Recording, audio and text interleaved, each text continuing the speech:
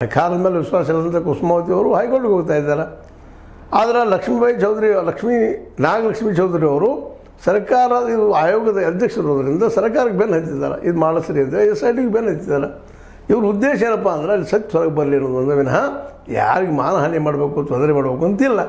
ಆದರೆ ಇಲ್ಲಿ ಇಂಥ ದೊಡ್ಡ ಘಟನೆಗಳಾದರೂ ಇಲ್ಲಿ ಸಾಮಾನ್ಯದಿಂದ ಮಾಡಲಿಕ್ಕೆ ಸಾಧ್ಯ ಇಲ್ಲ. ಇಲ್ಲಿದ್ದಂಥ ಅಸಾಮಾನ್ಯರಿಂದ ಅಥವಾ ಇಲ್ಲಿದ್ದ ದುಡ್ಡಿದ್ದವರಿಂದ ಹೆಂದರಿಂದ ಮಾತ್ರ ಇವೆಲ್ಲ ಮಾಡಲಿಕ್ಕೆ ಸಾಧ್ಯ ಅನ್ನೋದು ಬಲವಾದ ನಂಬಿಕೆ. ಹೀಗಾಗಿ ಇವರೆಲ್ಲರೂ ಈ ತನಿಖೆಯಾಗಿ ಸತ್ಯ ಹೊರಬರಲಿ ಅಂತ ಬೆನ್ನತ್ತಿದ್ದಾರೆ.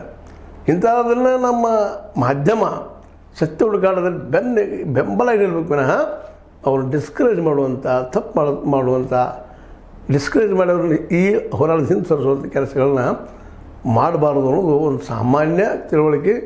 ಆ ದಿಶೆಯಲ್ಲೇ ಸರ್ಕಾರ ಏನಾದರೂ ಎಚ್ಚರಗೊಂಡ ಅಥವಾ ಈ ಮಾಧ್ಯಮ ಗೋಧಿ ಮಾಧ್ಯಮನೂ ಸಹಿತ ಈ ದಿಶೆಯಲ್ಲೇ ಏನಪ್ಪ ಮರುಚಿಂತನೆ ಮಾಡೋದು ಯೋಗ್ಯ. ಬಟ್ ಅದು ಮಾಡ್ತದೆ ಅಂತ ಹೇಳೋಕ್ಕೆ ಸಾಧ್ಯ ಇಲ್ಲ. ಅದೇನೋ ಆಗಲಿ ಚರ್ಚೆ ಮಾತ್ರ ಆಗ್ತಾಯಿದೆ ನಿರಂತರವಾಗಿ.